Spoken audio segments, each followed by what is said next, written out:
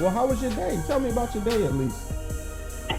Um, it's been fine so far. It's Hmm. been good. No wins in there. Oh, and I had a rough day at work, and oh my God, I was just ready to get off. Just put it like that. You ever had that day where you knew as soon as you clocked in that it was going to be one of them days? Yeah, it's, yeah. Well, that's been the No, whole month of September. I'm So, telling God, it's been real.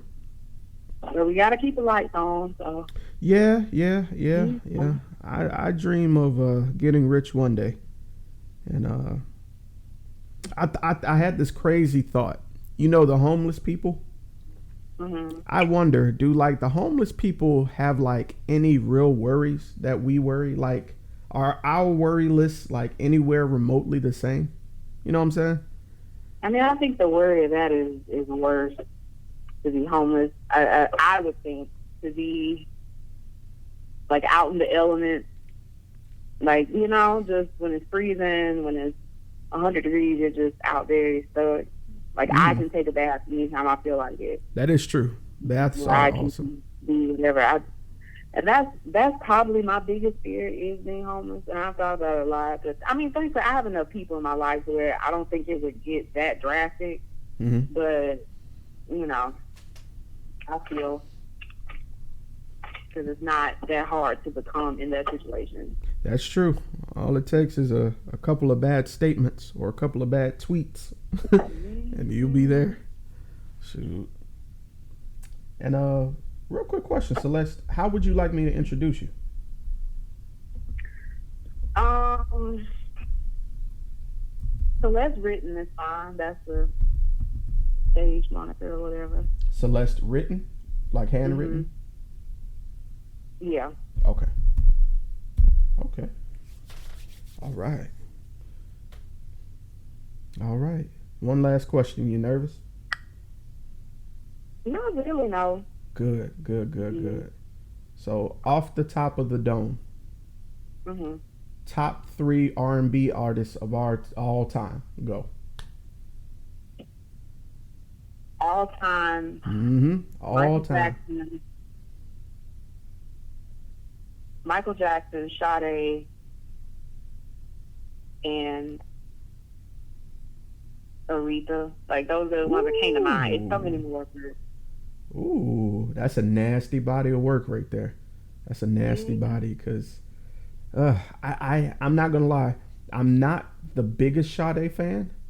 Um, Oh, I I don't know. love. Well, I don't mean I'm not a fan. I mean that I don't know all of her works. Like I know Michael Jackson and Aretha Franklin's, but Yeah. I know what she means to the culture. Oh yeah. And that It's lady's just a never gonna age. She. lifetime. Like we'll never have another one of her. Oh yeah. Just, Well, I won't say that. I won't say that because I feel like we do have different incarnations of those yeah. timeless staples of music, like Lauryn Hill, and I think of Mhm. like Whitney Houston. I think, heck, even Beyonce. As far as like women Oh who like just, if you look back at time and you look at Beyonce, as yeah. far as back as I can really remember paying attention to music, she's been in it in some facet. Oh yeah. See, I like these kind of questions. These are my warm up. Like I'm good at like top three this, two this. What's your favorite? It's like I'm. So if you throw those in there, I'm good. Nah, I just do this just to kind of break it up to kind of ease you in. Yeah. So, and then I generally be interested in people's top three, like just off rip. So, It's a wide range. It's a wide range. So mm, that's why I said those questions I'm good at. Those happen to come up. okay, I might throw another one in there in the mid interview then. All right. It'll work. So, with that being said, thank you for tuning in to another episode of A Business Minute. I'm your boy, Sirr. And today I got a special guest. Powerlines Poetry is in the building again.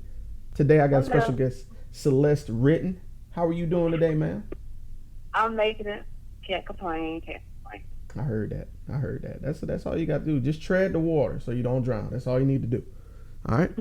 So, Celeste, to those of you who don't know who Celeste is, Celeste, could you tell everyone what it is that you do. My name is Celeste. I am, I guess, career-wise, I'm a licensed massage therapist. I've been doing that for about 10 years in January. So that's like my career path. That's my passion, my first love.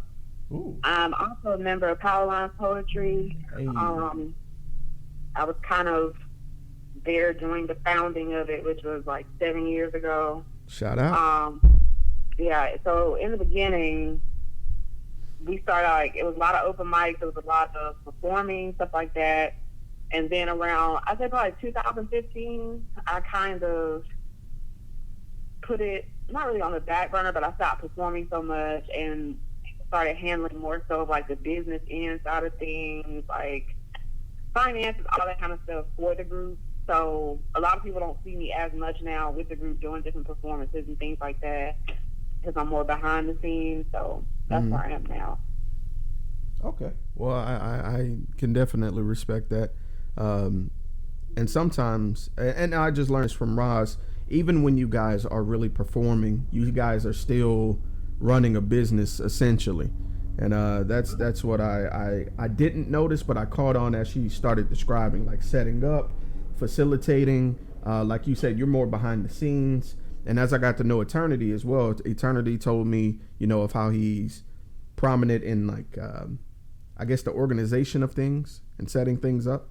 And I can definitely see how each of you could bring a different aspect under control in those situations.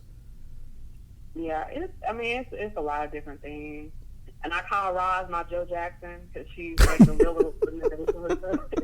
Like, I don't be call Joe and make sure, Okay. Yeah. So I think Roz is like I feel like she's like the centerpiece of the group, the workings of the group, and it's different parts. People play different roles in it. Right. There's nothing wrong with that. So that leads me to my next question. How long have you been active in your career and also in poetry? Career-wise, I've been doing that about 11 or 12 years. I just started it with poetry.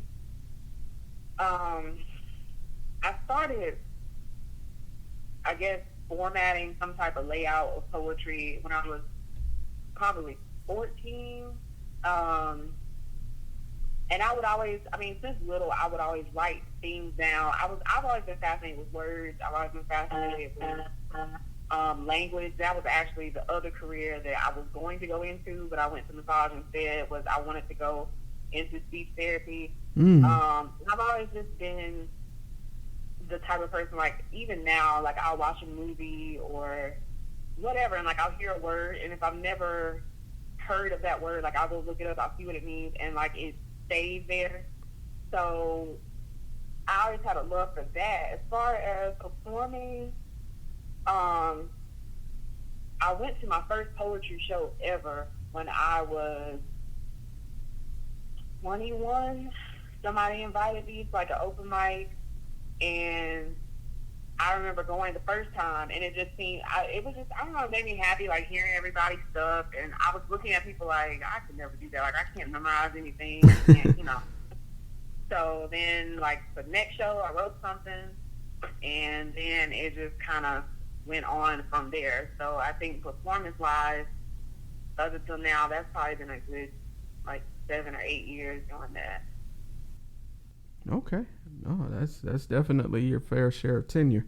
So that leads me to one of my favorite starting questions, because it starts to delve a little bit more into who you are. So what inspired you to start this particular career path and also in poetry?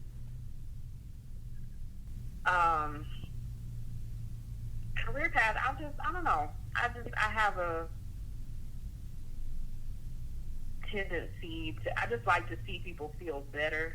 A lot of the massage side people don't see it is wellness. Like, it's more than, like sugar scrubs and all this. Like, and that's a good part of it, but a lot of what I do is more so like muscular therapy, cervical stuff, cervical traction, all that kind of stuff. And so I mean, I worked with a lot of athletes. I worked with nurses, teachers, everybody, and a lot of what we manifest mentally, it shows up in your body.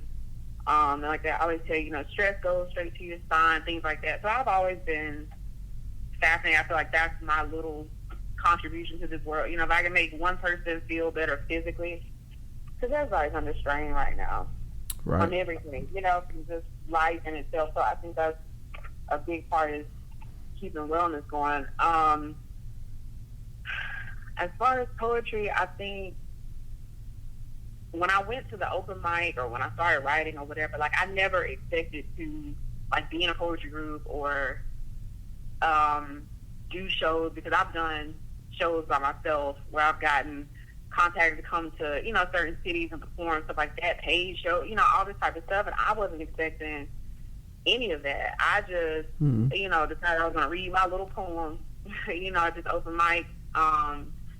But the more that you would have certain people that would say things like, oh, well, that happened to me too, or I had an uncle that went through that, or I'm glad you said something, or just, somebody not saying anything and they just hug you. I think things like that just kind of, they make you understand. Sometimes it's just like, a lot of your poetry probably just isn't for you. Like maybe you need to say something, so somebody can have something to relate to. Right. But I just kind of kept going after that. All right. And just to kind of circle back around to what you were saying, a lot of your poetry isn't for you. I'm a firm believer that the artistic choices that you guys make with your poetry is kind of like a testimony. You're telling a little bit of your own, but you're relating and connecting to so many people to show that there is another outcome. And sometimes it's some of these worst case scenarios. And you're also making sure that they're not alone, whether you realize it or not. So I think that transparency is, and I keep saying this, with all of you, that transparency that you guys show to give insight on your life like that is definitely needed, because we're in that age of the mindset of what happens in this house stays in this house. And when you get someone who's willing to say, hey, I went through this and I overcame it, and you can too, that's important. And I think you reflect that honestly in your choice of work and in poetry. So kudos to you on that, sis. Kudos. Thank you. No problem. So that leads me to my next question. So were there any obstacles that you encountered along the way on this path, of doing poetry and in your career field? And if so, what were some of the obstacles that you encountered?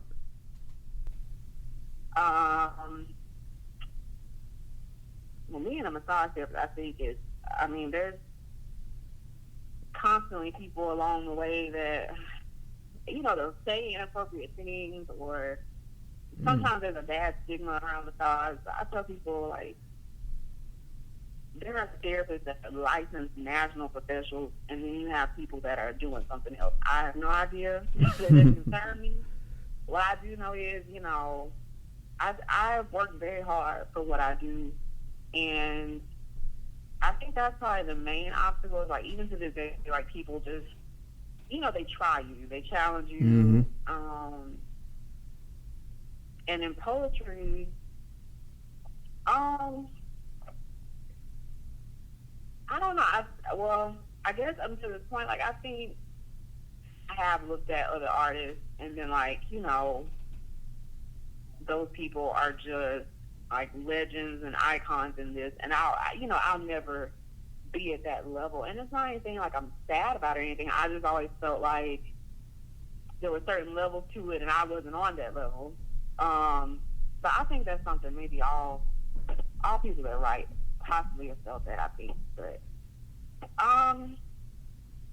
obstacle-wise, I do struggle with stage presence in my mind. Now, other people's mind, I don't know, but in my mind, like, I'm very shifty. First of all, a little known fact about me, if you don't know me, anybody that knows me knows I am blind as a bat. I can't, I can't really see people out in the crowd, so I'm kind of just Hmm. scanning and looking, so I'm feeling like sometimes it's like a deer in headlights when I'm up there. So I do struggle with getting nervous and, all these things. But I think those are just things that naturally, I think that's just a part of me performing. If they'll get better, I don't know. We'll see in due time. Hmm. Okay. And I think it's important that with something like that, you still have the courage to continue doing what you're doing. I mean, I understand that you are, more of a facilitator now, but still Yeah. the courage to still press on doing what you love is still amazing, regardless of the stigmas on either end. Yeah. Sure, I feel you on the massage tip. It does, unfortunately, does get a bad rap, but at the same time, you're healing people, man. Regardless of what people may say, every job has a positive and negative connotation to it. But as long Yeah. as you love what you're doing, as long as you know what you're doing, I feel like you're. A lot of places in the South are so behind on wellness in general. Ooh. So, there's still some people who just won't get a massage. Like, they won't. They come into our studio all the time and, like, they're just, like, rigid. They don't, like, they're not open to really anything dealing with wellness. When you go to Miami or you go to Seattle or you go to Colorado, this stuff is, on every street, on every boulevard. Like, wellness is a bit bigger in other places. Mm-hmm. Southern wise, it just, I don't know, it kind of falls off here. But I agree. I think it goes back to the point I was talking about earlier, where we're kind of stuck in that past mindset of, like I said, old things kind of yeah, tend to linger on. Whether it be, I'll give you an example. Look at mental health.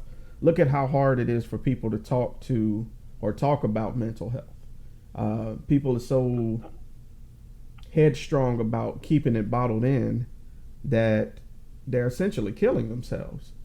So oh it's yeah, it's okay to seek other forms of medication, whether it be therapy, a massage, or just talking to someone in general. Like I said, which ties back to your poetry and what you're doing.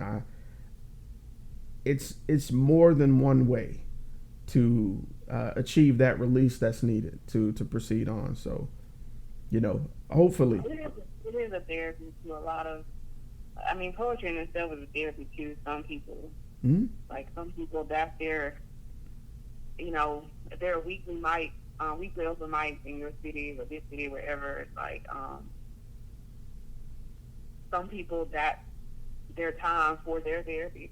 Right. That's what they haven't said all week or whatever. So Mm-hmm. a lot of people utilize it in that way, which is why open mics are special anywhere. I've been to open mics at the Tory, Purple Cafe, just different environments, and people have different talents, different skills, things like that. And you can tell a lot of people just they wait for that day in the week or whatever, that time to enjoy, the healing that comes from that. But it's always fun to go to open mics and see people kind of give you what they created Mm-hmm. as an outlet. That's really cool. Yeah, I agree. And another thing I get from it is that it's inspiring. Even I do a little poetry. I don't do spoken word. I'm just mainly a writer. But Yeah. it always gives me like a resurgence when I feel like my well is dry, to see people express their emotions and just purge that energy. It just it passes the baton in sort of a way that gets my creative juices going. Oh So, yeah. all right. So that leads me to my next question, and this one's a little bit more of a personal one. So, Mhm. with what you do, how do you manage, if you do, to balance work and your personal life? Whew. I'm not gonna lie. It's times I'll call Rob and be like, "Is there a show tonight? Like, do I have a show?" Like, I don't. It's so much. Since I was probably 19, I've always worked at least 2 jobs. Wow. So doing that, and then like in the very beginning, it was like all fun and games. Like these little shows out of town, little like mini road trips. We would go and then get like 2 hours of sleep, and I would take a shower, go to work, and that's, then I got old, and now it's like, just time is different, my mental space is different, and there's been plenty of times I've literally forgotten when a show was, and I had to ask somebody, or, I mean, it's hard, but I try to manage that way I'm not all over the place. So my calendar and my notes to myself are, it's stacked up. Like, I have like little notes all around my house. I have my calendar is full. I try to just remember small stuff to do. That way it just doesn't get too bad. But out of everybody in the group, yeah, I'm probably the worst with like dates and so I gotta work on that. Hey, I'm not even gonna knock you because I'm absolutely terrible as well. It's to a point where I had to buy a whiteboard and put it on my wall. So I'm that looking at mine over here in my dining room right now. It's on there's actually, what is that? I don't know where this haiku came from, but it's a haiku. It says, "Don't stop being thankful even in the drought." I have no idea where that came from. Sometimes I'll write on this. That's dope. I don't know, whatever I said that day or feeling that day, and that's what's on that board. And that was actually, because I have the date on there, that was actually written on May 19th. So whatever I was going through that day is on this whiteboard, and it's still here. So yeah, I gotta use the whiteboard. Hey, kudos. And kudos to that and the Google Calendar app. Oh my God. If it wasn't for that Google Calendar app, shout out to Controversial Chronicles who put me on. If I lose this phone, it's all over. And that's the sad part about technology. Like, it's a beautiful thing, but it's a sad thing because it's like, I don't know, the whole, like, I feel like we're too dependent on the phone, but it's I don't know any other way. Oh, yeah. I'm definitely entirely too dependent on my phone. I will admit that. Because that's what I do majority of everything regarding this podcast, to be honest with you. So, yeah, shame on me. Shame on me. I'll take that L. All right. So let's with this next question. This one is kind of like a high point question. So, was there any moment that was the most memorable to you that kind of reminded you, hey, this is why I love doing what I do? That would definitely be Southern Fried. In 2013, that was the 21st anniversary, I think, of Southern Fried. It was in New Orleans. And just to kind of specify what Southern Fried is like, it's basically you take like hundreds and hundreds of artists, mainly poets, and like you put them in a building, and there's like these competitions. I mean, it was so much fun. I had the best time, and I was around so many people that, I mean, it was just, I can't even describe it. And it was so many funny moments we had, like, especially me and Rob. It was just hilarious. But I will always remember that. And I still have in contact with a lot of people from Southern Fried. But if I ever felt a time as far as like healing within poetry, things like that, it was at Southern Fried.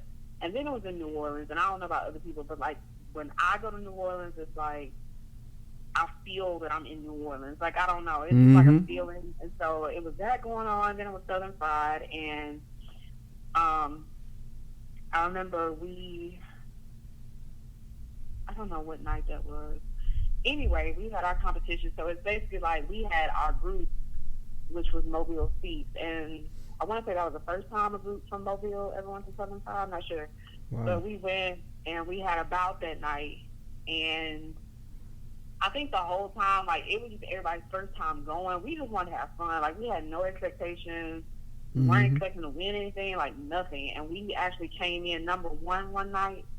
Ooh. And, you know, Roz knocked over a chair. I was crying. Like, it was just, you know, it was a lot. It was just so fun to be able to like say that we came in number one that night, and I emphasized that night because the next night it was like this. You know, we went up there like we thought we were cute and everything with all like poems, and then like this very, very, very experienced group went up, and I mean they had like the Janet Jackson choreography. Like it was just a lot. They had a lot, and so we kind of just looked at each other and like, all right, well, you know, what time are y'all going back home? Like it's, you know. Right. So we were like, it's over from this point. We definitely lost. But I had the best time. It really was. And I encourage anybody, you know, whether you write or you don't write or whatever. I mean, Southern Fridays is for any, to me, it's for any being. And it was just an amazing time. Really, it's held every year during the summer. So next year, I'm not sure where it'll be, but I encourage people to go. All right. You're going to make me Google this and look it up because I remember Waz talking about it as well. She was telling us who all went and what a memorable experience it was to have that many, you know, poets who are on a craft like that. And she said the same thing. She said that New Orleans has a kind of atmosphere to it that made it feel like you were in New Orleans. And I know exactly what you mean. New Orleans almost feels like a person itself with its own personality. So I hear you. I hear you. All right. So now, my next question is kind of the inverse of that question because for every high, there's a low. And at any point, did you feel that you wouldn't be successful? And if so, who or what changed your mind? And I mean this in both aspects of, you know, what you do now for a living and also in poetry.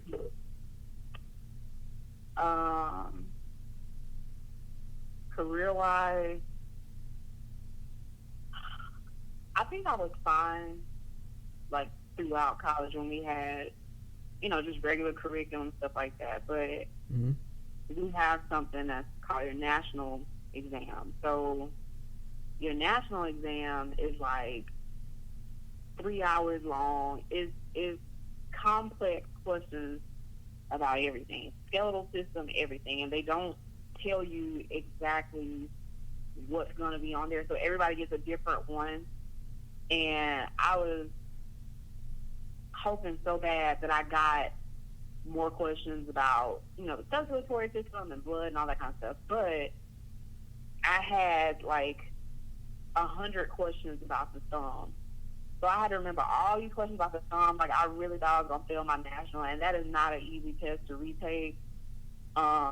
And as much as I love science and, you know, all that, like I was sweating taking my exam. It was, so I really didn't know if I was going to pass. And then at the end, you have to hit the little button that tells you whether you like pass or fail. And that was like the longest click of my life. Like I don't know, it was everything running through my head. So I was glad when that was over with. Poetry-wise, like I said, when I was introduced to it and came into it, I never really had like an end goal. Like I never really was like I want to travel the world and be a poet. I think it was like a nice little fantasy idea like we played with, but I never thought like I would be of that caliber. And there were certain things that people like in the group and just people I knew that would tell me to do. Specifically, this one show that was actually going on tour. It was like poets that were going on tour, called the Two Nanny Poets. I think Jessica Holter is still over there now. But, you know, I have people tell me to, like, you should, you know, try out to do this. And, like, you know, you really, really think you make it. And I just never thought I was good enough to do certain things.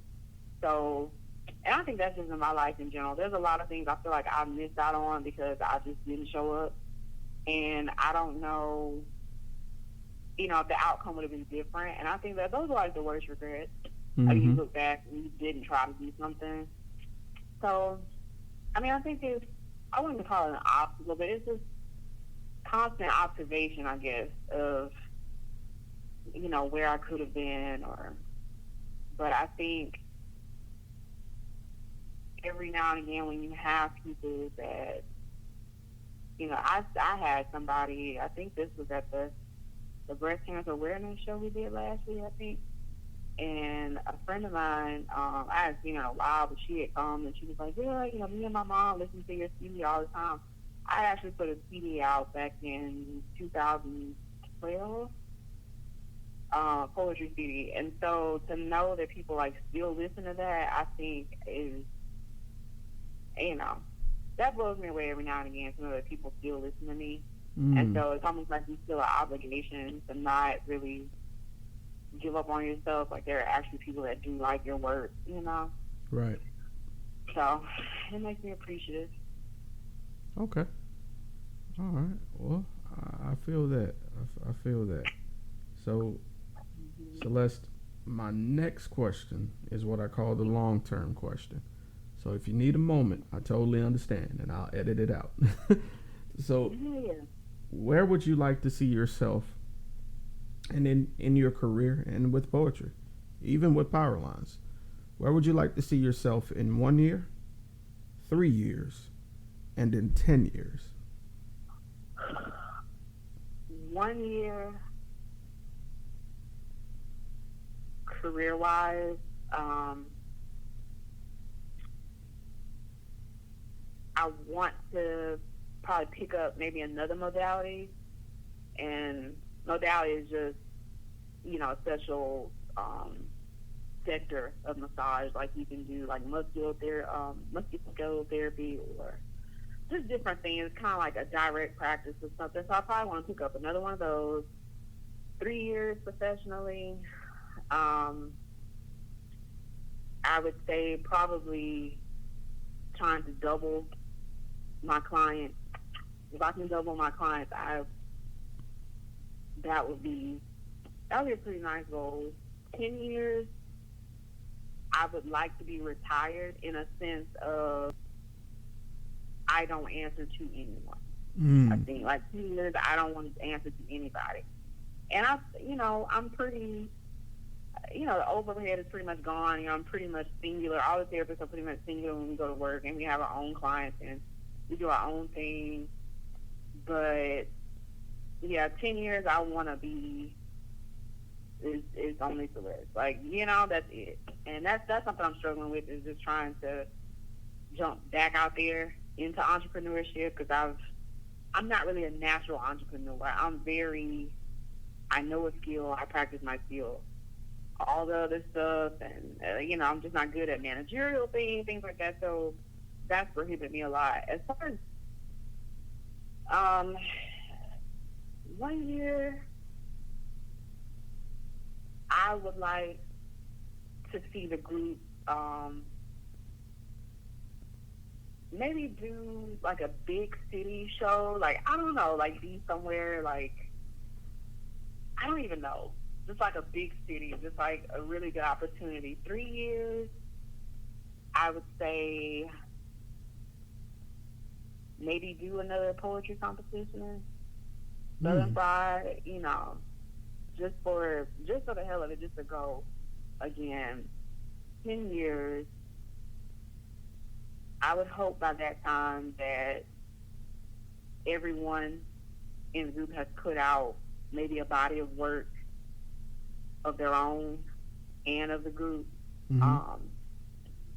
which that could actually probably be done in 1 year, but I know 10 years kind of far. But I think just realistically, just going, like I said, going to another Southern Fried, I think would be something I really like to see everybody do, just to have the experience again. Like I said, the first time we didn't even really go to compete. I mean, it was something to do, but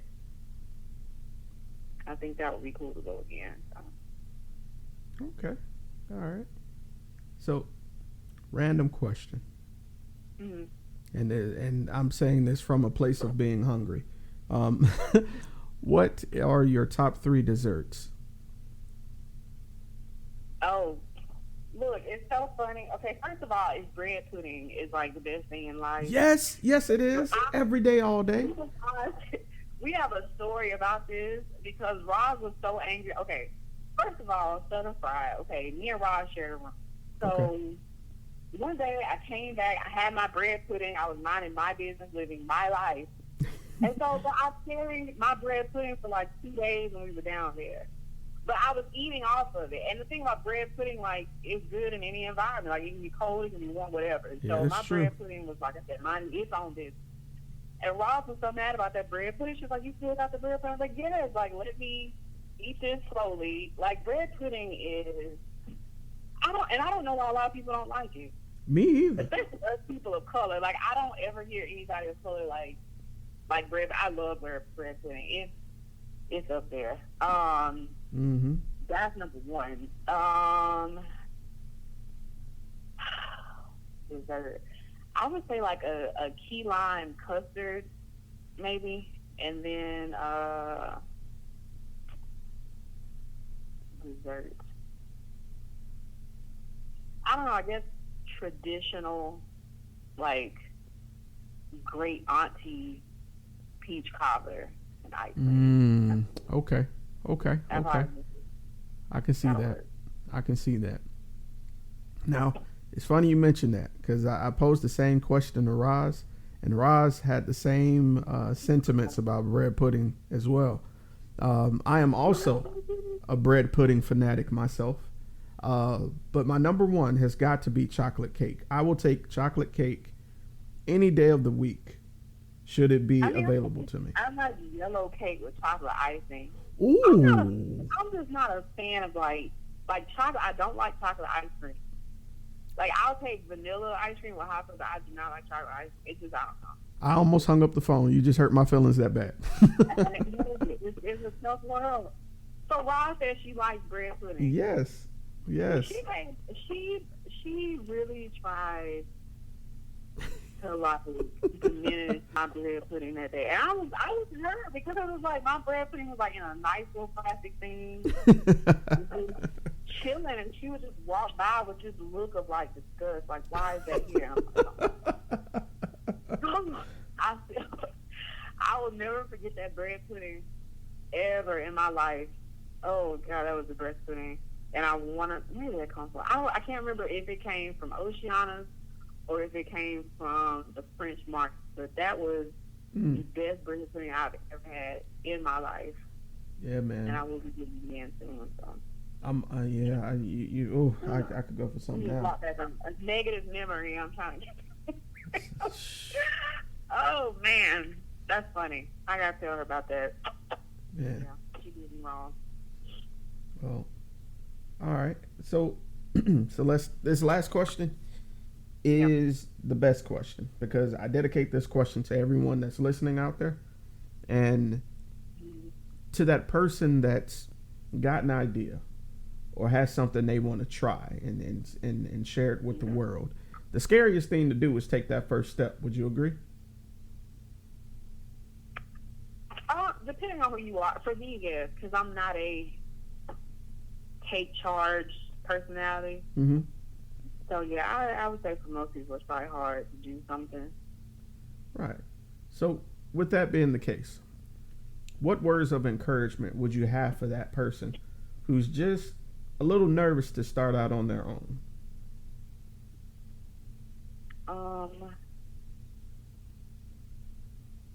I would say, I mean, I can honestly say, like, I don't want to call them regrets. I don't want to word it like that, but I have a lot of experience with looking back on things. I'm a very nostalgic person. Like, I think about things that happened years ago. Mm-hmm. I think about, I always think about things, and I miss what could have been probably so many opportunities with a plethora of different things, just by not feeling like I could do it, or even to this day. I mean, there are a lot of things that I miss out on because I'm just like, somebody else gonna get it, and I like hanging around, older people, elderly people, talking with them, things like that. Like, I love being around elderly people. Like, they have the best conversation, and a lot of their conversation is with slight humor, but they'll always say, when I was 30, when I was 40, like, I wish I would have started this, I wish I would have done this, and, it's too late now, whatever. So, I mean, whatever it is that you feel like you want to do, I would say do it, because I mean, the thought of not knowing what something could have been, to me, that's the worst thing. But I would just say, just do it. And if you're around people that make light of your dream, or they make light of, what you feel your passion is, then that's, probably not your best option of company, Right. And so sometimes you just kind of have to, like, lay in your craft and just whatever. Just don't answer your phone sometimes. Just kind of do, whatever you consider your art to be. And then when you're comfortable to do it, and you just do it. I'm definitely not the expert on, stepping out on stage. It's so many things I probably could have done by now, but I haven't. I'm just not a step out on stage person. Like I told you before,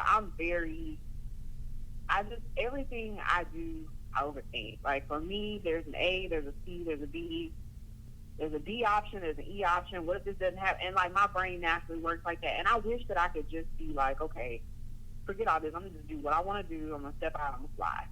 I know people like that. I can't do that. I wish I could. So, I mean, if you have that quality in your personality that is just like, when, you wake up and you just feel like this is the day where I'm going to do this, then just do it. Because having a regret it's a silent killer, pretty much. Yeah, absolutely. Never. So whatever you're going to do, just do it. And not worry about, what's on somebody else's paper, as they say. That has nothing to do with you. I heard that. Well, Celeste, if anyone wanted to get in contact with you via social media, whether it be email, just to talk about poetry or about your career, they may have a couple of questions. What would be the best method of contact for you? If you have a website, powerlinespoetry.com, and then I'm on Instagram and I'm on Twitter. It's Celeste Written. Or email is celeste7857@gmail.